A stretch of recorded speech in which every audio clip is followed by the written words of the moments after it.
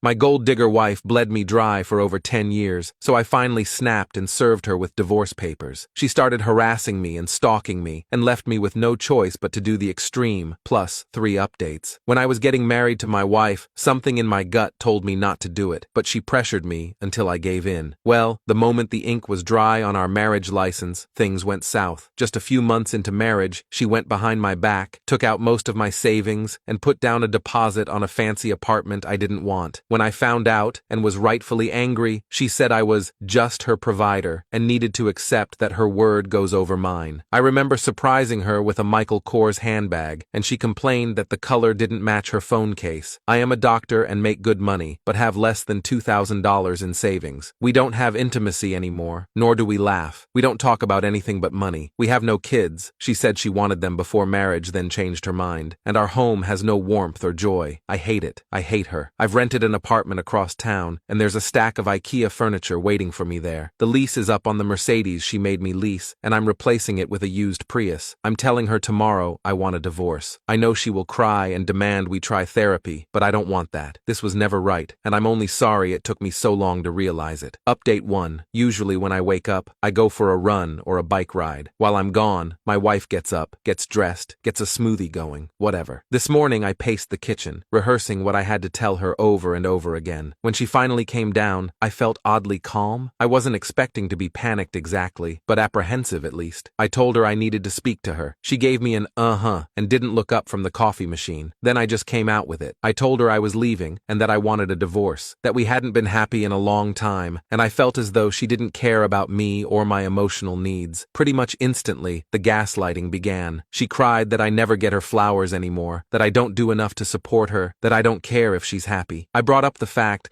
that I suggested therapy over a year ago, and she agreed, but then made excuse after excuse not to go. I brought up the times she completely ignored the budget we worked on. I told her how it made me feel when she dismissed me when I tried to tell her how I was feeling. The crying escalated then, along with begging for a chance to make this right, to go to therapy, that she would be better. It went like I thought it would go, and I felt absolutely nothing. I don't care anymore. Whatever I once felt for her is just dead and gone, and she might as well have been a second cousin sobbing about her marriage for all the connection I felt to it. Eventually, I just got fed up and walked out. She has been blowing up my phone with calls and texts, which range from angry to begging to threatening. I started getting calls from her mother and mine too by the end of the day. I spoke briefly to my mother and calmly explained that I was sorry she didn't hear it from me, but my wife was sucking me dry financially and emotionally, and I couldn't do it anymore. She was surprisingly supportive. I'm currently in my new apartment. I unrolled the mattress in a box and went to Walmart for sheets. I ate Thai takeout for dinner at the kitchen counter and watched a bit of Netflix on my computer. I have everything I need for the next few days. My wife is getting served tomorrow. I keep expecting the sadness to set in, but it hasn't. I feel like 1,000 pounds are off my shoulders, and suddenly my future is full of possibilities. I'm going to travel. I'm going to try new restaurants. I'm going to take a job that actually makes me happy and proud instead of rich. Much to the internet's chagrin, I will ask out the barista that keeps hitting on me, because despite unpopular opinion, she is both age appropriate, it's her family's business, and I do have the interpersonal skills to recognize the difference between customer service and actual connection. Cheers, everyone. I'm going to have a beer and then take a walk around my new neighborhood. Update 2. I woke up in my new apartment. I felt like I had more room to breathe. The sun was shining through the window, and I didn't feel that familiar dread that I used to. I got dressed, just jeans and a t-shirt, and decided to go to that little cafe around the corner. It's the one with the wooden tables outside and the big glass windows. I thought it would be nice to have breakfast there and maybe see if the barista was working. When I walked in, the smell of fresh coffee hit me. It was warm and comforting. I saw the barista right away. Her name tag said Amy, and she smiled at me like she always did. I stood in line, ordered my muffin and coffee, and sat down to eat. A few minutes later, I heard a familiar voice, however. I turned around, and there she was, my wife. She looked furious. Her eyes were red like she'd been crying all night, and her hair was messy. People in the cafe were staring at her. My heart sank. This was going to be bad. "There you are," she yelled, marching right up to me. "I've been looking for you everywhere." "Amanda, what are you doing here?" I asked, trying to keep my voice calm. I noticed Amy glance over, her smile fading as she handed a drink to another customer. "What am I doing here?" she shouted. "I should be asking you that. You left me, and now you're just out here getting coffee like nothing happened?" People were definitely staring now. I felt embarrassed and angry at the same time. I didn't want to do this here, not in front of everyone, and especially not in front of Amy. Amanda, I'm just getting a coffee, I said, trying to keep my voice low. Can we talk about this later? No, we can't talk about this later, she yelled, her voice getting even louder. You're my husband. You're supposed to be at home with me, not here, flirting with some barista like a creep. I glanced at Amy, who looked uncomfortable. I felt like crawling into a hole. Amanda, stop, I said, still trying to keep calm. I'm not doing this right now. Oh, you're not doing this right now? She mocked, crossing her arms. Well, too bad, because I'm doing this right now. You owe me an explanation, and you're going to give it to me. I looked around the cafe. Everyone was watching. I could feel their eyes on us, and it made my skin crawl. I just wanted to get out of there. I'm not going back with you, I said firmly. I'm done. Her face twisted in anger. You think you're done? You don't get to just leave me like this. She reached out and grabbed my arm,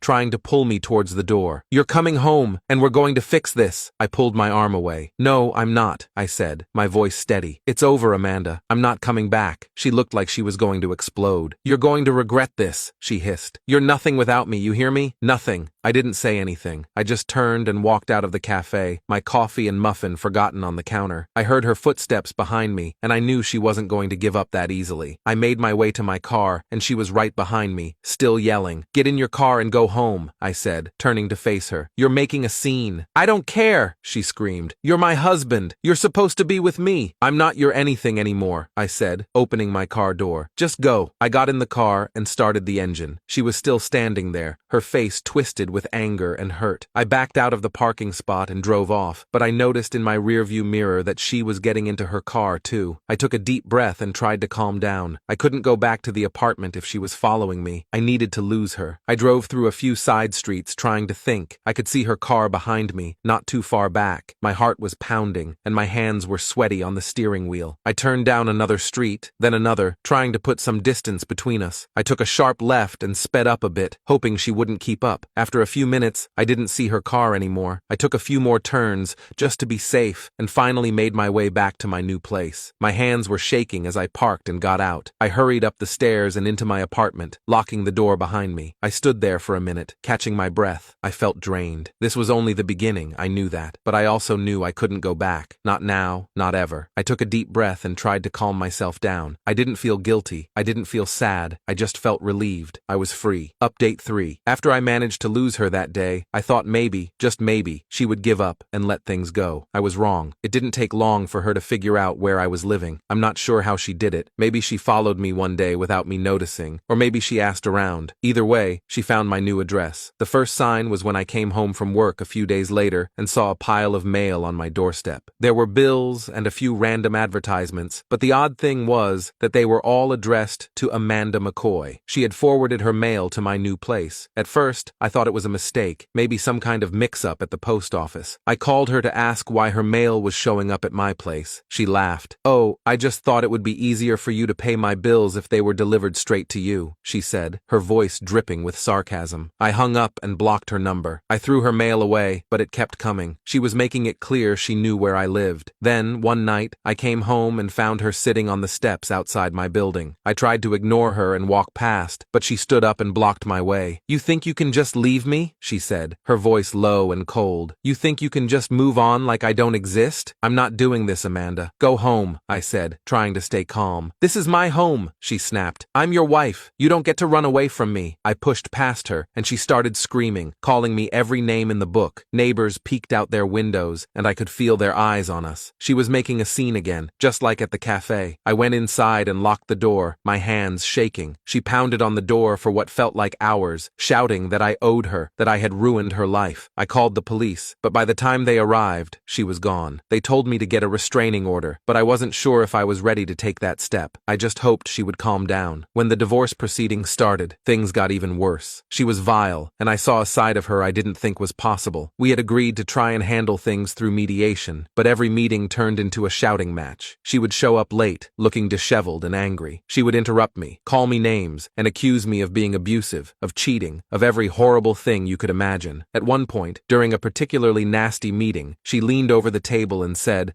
loud enough for everyone to hear, "You know, I've been thinking a lot about that vacation we took to Mexico. Do you remember that night when you got drunk and hit me?" I was stunned. I had never laid a hand on her. "What the hell are you talking about, Amanda?" I said, my voice shaking. "Oh, you don't remember? How convenient." She turned to the mediator and smiled sweetly. He has a history of violence. I'm just saying, I don't feel safe. The mediator looked uncomfortable, and I felt like I was in a nightmare. She was lying, outright lying, and there was nothing I could do to prove otherwise. I knew then that she was going to drag this out, make it as painful as possible. It wasn't about the money or the apartment or anything else. It was about control. She couldn't stand that I had taken any of it back. The worst part was when she started showing up at my job. I work at a hospital, and she would come in pretending to be a patient, making a scene in the waiting room until security had to escort her out. She called my boss, telling him I was mentally unstable, that I had been abusing drugs, that I was a danger to my patients. None of it was true, but it was humiliating, and I could tell people were starting to talk. My boss called me in one day, concerned. He was kind about it, but he said I needed to get things under control. I knew he was right. The final straw came after the divorce was finalized. I thought things would calm down once the papers were signed, but I was wrong again. One night, I came home late and found her car parked outside my building. She was just sitting there, staring up at my window. I tried to ignore it, went inside, and shut the blinds, but it kept happening. Every night, she would be there, just sitting in her car, watching. Then, one night, I came home, and she wasn't in her car. I felt a weird sense of relief. Maybe she had finally given up. But when I opened my door, I found her sitting on my couch. I froze. I had no idea how she had gotten in. My heart was pounding in my chest. "What are you doing here?" I demanded. She stood up, a slow, eerie smile spreading across her face. "I still have a key, remember? I had forgotten to change the locks. Stupid." I backed up towards the door, ready to call the police. "Get out," I said, trying to sound firm. She just laughed. "Oh, come on. You don't mean that. We're meant to be together, you know that. You can't just run away from me. I'm serious, Amanda. Get out, or I'm calling the cops." She shrugged, then walked past me, her shoulder brushing mine as she went to the door. "Fine, I'll go. But this isn't over. Not by a long shot." I watched her leave, my hands shaking. I called the locksmith that night and changed the locks. The next morning, I went to the courthouse and filed for a restraining order. I couldn't take it anymore. I couldn't live my life looking over my shoulder, waiting for her to show up and ruin everything again. The process was long and draining. I had to document everything, every phone call, every visit, every time she showed up at my job. When we finally went to court, she sat there, acting like the victim, crying and saying she just wanted to work things out. But the judge saw through it. The order was granted, and she was barred from coming near me, my home, or my work. I thought that would be the end of it, but even now, I still see her car sometimes, parked down the street from my building or outside my office. She's careful not to get too close, not to break the restraining order, but I know she's still watching, waiting. It's a constant, nagging presence in the back of my mind, and I hate it. I hate that she still has this hold on me, even after everything. But I'm trying to move on. I've started going out again, seeing friends, trying to rebuild my life. It's not easy, and some days it feels like I'm just going through the motions, but I'm free, and that's something. I just have to keep reminding myself of that. I'm free.